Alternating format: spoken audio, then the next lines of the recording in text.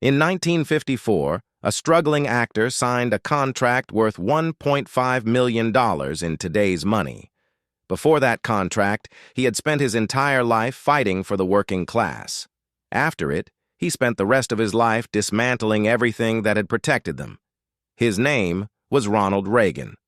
And what makes his story so dangerous isn't what he did in office. It's how completely he convinced America that destroying the middle class was actually saving it. Because here's what nobody talks about. Reagan didn't grow up wealthy. He didn't grow up connected. He grew up in Tampico, Illinois, in a house that could barely keep the lights on. His father was an alcoholic shoe salesman who moved the family constantly, chasing work that never quite materialized. By the time Reagan was a teenager, the Great Depression had arrived, and families like his had nothing left to fall back on. No savings, no stability, no safety net. And then Franklin Roosevelt stepped in. Roosevelt's New Deal didn't just change the economy, it changed Reagan's family directly. His father got work through government programs, his brother got work through government programs, and young Ronald Reagan, the kid who attended college on a needy student scholarship and washed dishes to cover the rest, watched all of it happen and called Roosevelt his personal hero. He didn't just admire Roosevelt from a distance. He impersonated his speeches using a broomstick as a microphone. He voted for him in all 4 elections. So how does a man who lived that life end up becoming the president who gutted the very systems that saved his family? That answer has a price tag, and it's exactly $1.5 million. In 1954, General Electric came to Reagan with an offer. $125,000 a year to host a television show and travel the country as their corporate spokesman. For a man whose film career was slowing down, whose divorce had just become public, and who had a new wife and young family to support, it was an offer he couldn't refuse. And that's exactly what made it so effective, because GE didn't just hand Reagan a paycheck, they handed him a worldview. Under the influence of a GE executive named Lemuel Boulware, Reagan was fed a steady diet of pro-business reading material, supply-side economic arguments, and carefully crafted talking points designed to reframe government not as a protector of the people, but as their greatest enemy. Over the next several years, Reagan toured all 135 GE plants. He spoke to over 250,000 workers and their families. And with every speech, the message sharpened. Government is the problem. Unions are the problem. Taxes are the problem. But here is the part that gets overlooked. Reagan didn't just absorb these ideas passively. He adopted them the moment he entered the highest income tax bracket. He later admitted it himself, stating that the tax system made him realize the government was taking more of their money, more of their options, and more of their freedom. Not the families losing jobs, not the workers with no safety net. His primary concern was how much of his own paycheck he was keeping. By 1962, Reagan formally switched his party registration from Democrat to Republican. And by 1964, he delivered a nationally televised speech that launched his political career almost overnight. The working-class hero had found a new audience, and they had no idea what was coming. On January 20th, 1981, Ronald Reagan was sworn in as the 40th President of the United States.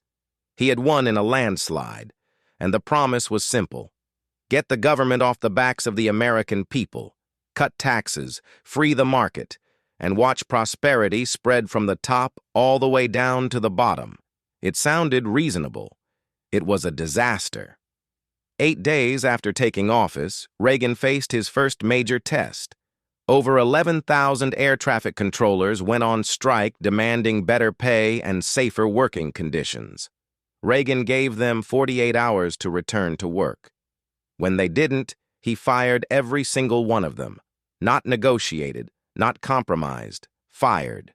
And that single decision sent a message to every corporation in America.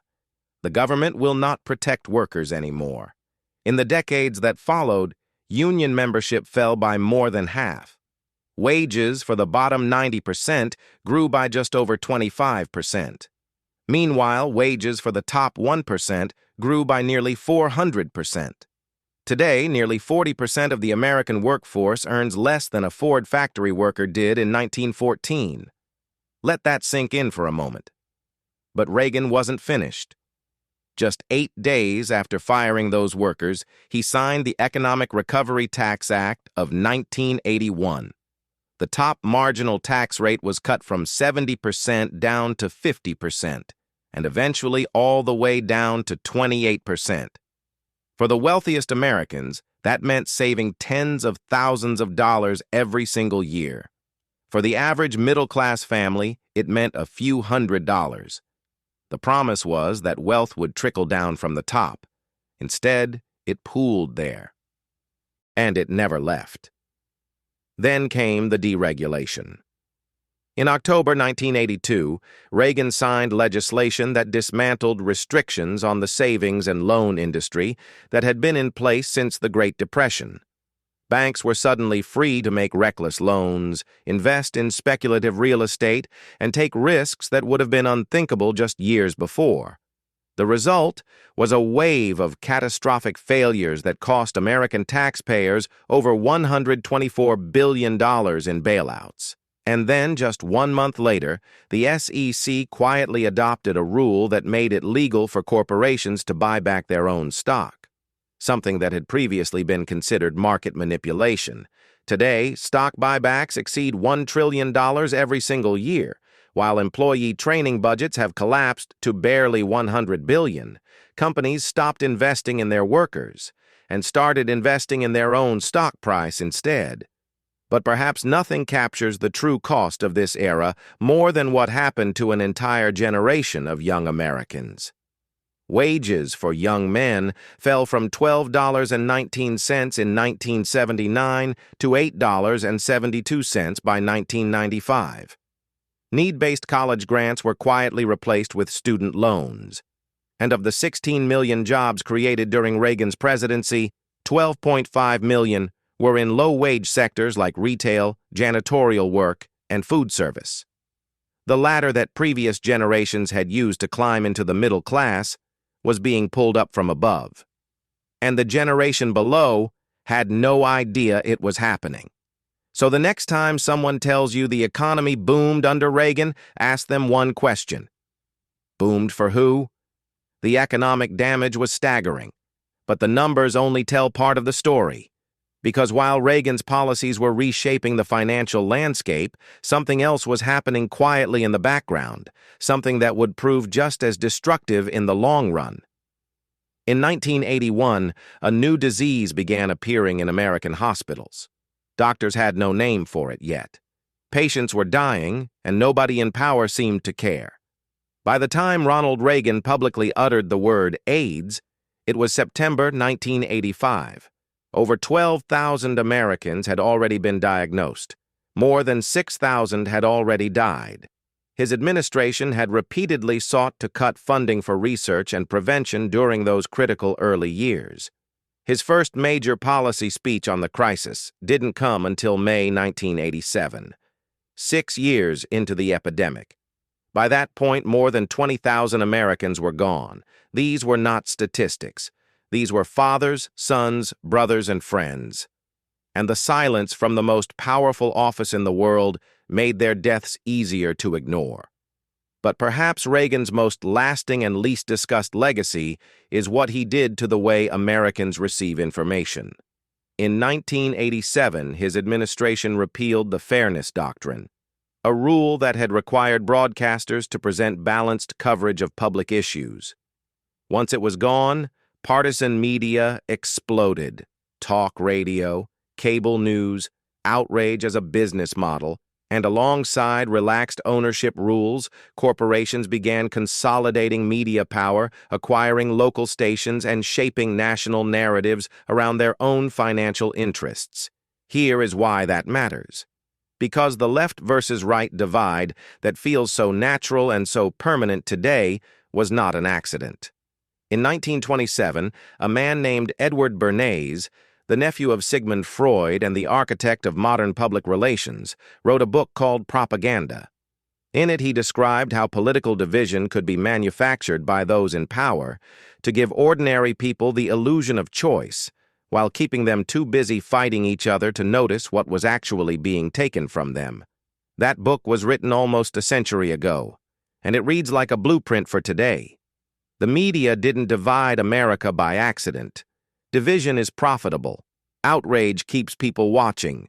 And while ordinary Americans argue about which side is destroying the country, the systems that were built to protect them continue to be dismantled quietly and efficiently. Reagan didn't just change tax policy. He changed the information environment that would make it nearly impossible for future generations to organize against what was happening to them. And that brings us to where we are right now. Because the consequences of these decisions aren't history. They are the job market you are navigating today. They are the student debt sitting in your account. They are the reason the American dream feels less like a promise and more like a punchline. So the real question isn't what Reagan did. The real question is what happens next. And that answer might surprise you. Here is what they never tell you. The America that people look back on with so much nostalgia didn't happen by accident. It wasn't built by tax cuts for the wealthy. It wasn't built by deregulating banks. It wasn't built by silencing workers. It was built by ordinary people who decided that the generation coming after